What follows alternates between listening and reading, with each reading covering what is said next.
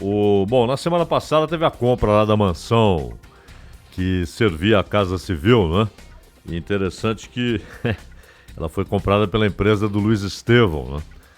E o Luiz Estevão é o senador que foi condenado em razão do caso aqui do Tribunal Regional do Trabalho, do caso Lalau, né? Sim. TRT. Exatamente. Construção do TRT. Isso. Recentemente ele passou aí pro semiaberto e tal.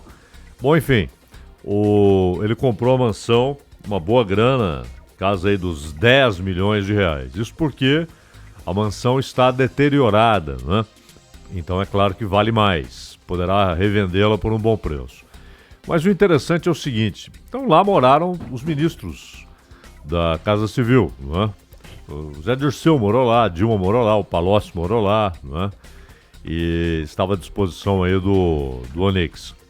Então é muito bom vender este e outros imóveis, né? Agora, o interessante nessa história, além de vender esse e outros imóveis... Zaidan, antes que você prossiga, Fala, só para deixar claro, o senador que se envolveu não foi o Luiz Otávio, foi o Luiz Estevão. Não, Luiz Estevão. Luiz Estevão, é o que a gente está falando. Luiz Estevão, não falou Luiz Otávio? Não, mas se falei, tá corrigido. Não, falou Luiz Estevão. Perfeito, mas foi o Luiz Estevão, né, que se meteu naquele imbróglio lá. Agora, o interessante dessa história é o seguinte, por que havia uma mansão que, quando deteriorada, já vale 10 milhões de reais, à disposição do ministro-chefe da Casa Civil? E há outras tantas mansões, né? Tudo isso é pago com dinheiro público, e não é só a casa em si, é o que a casa provoca de gastos. Imaginem como uma mansão como essa provoca de gastos. A estrutura toda. A estrutura toda, a manutenção, né? Os funcionários que trabalham ali, etc. Por que dinheiro público é colocado nesse troço? O presidente da Câmara também mora numa mansãozinha, né? Aliás, há uma passagem nos fundos. Eles abriram. Para a mansão do presidente do Senado, né? E aqui no Brasil, nós temos vários reizinhos, né? Cada um com o seu palácio. Prefeitos têm palácio. Todo mundo tem um palácio, né? É uma coisa impressionante, tudo com dinheiro Até público. líder sindical tem palácio, veja ali na Liberdade o Palácio do Trabalhador. É verdade, é verdade. É do líder sindical. Agora o interessante isso é bancado por dinheiro público, sem nenhuma necessidade. Os apartamentos funcionais que já são caros, serviriam para cada um deles. Serviriam. Zaidan, a gente estava falando aqui há pouco sobre a coisa das passagens aéreas. É a mesma coisa, É a mesma coisa. É a mesma coisa. O cara realmente... será que o brasileiro nasce com um DNA... Está escrito no nosso DNA o conceito de direito adquirido sobre o dinheiro público? É uma loucura isso, porque as pessoas realmente chegam lá e acham que tem realmente esse direito de ocupar aquela casa com aquela estrutura. Não, porque se eles morarem numa casa comum, é diminuição, é captis diminuição. Ontem eu estava olhando, né? Eu estou lendo um documento do IFE, que é o Instituto Fiscal Independente do Senado, que eles fizeram sobre as despesas de gastos com pessoal.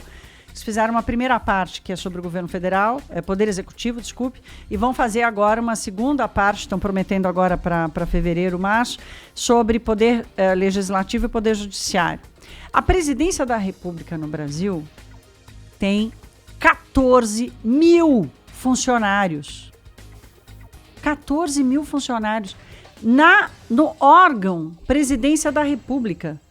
É muita gente. A Casa Branca tem 370. 370.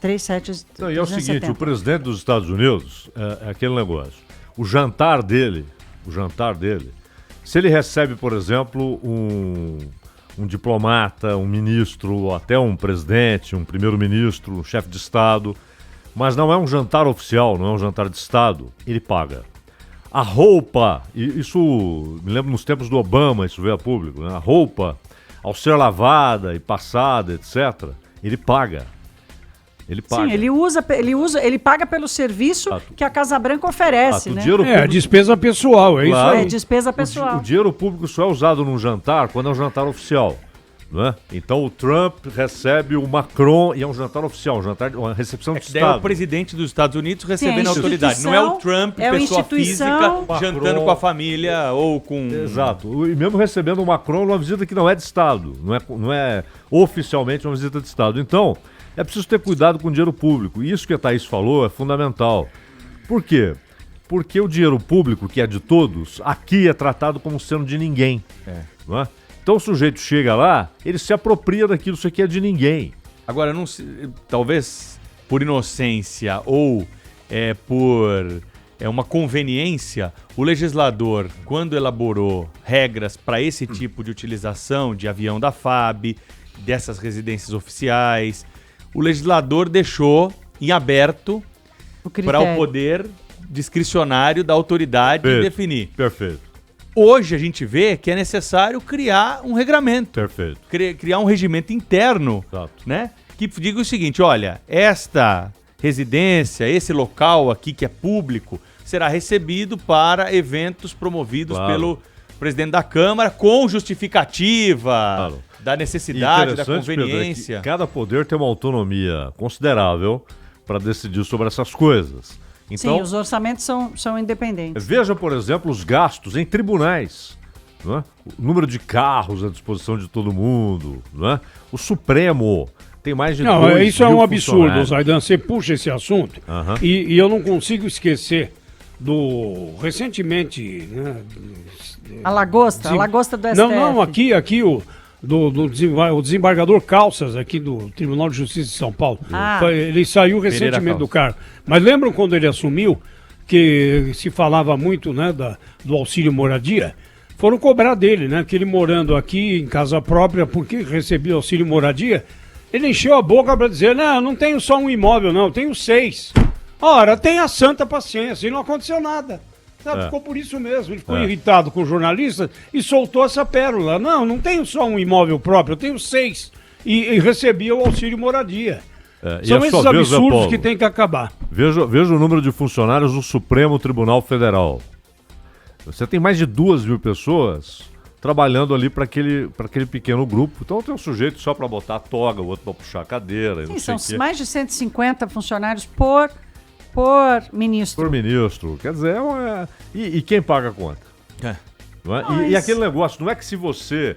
Claro que se você...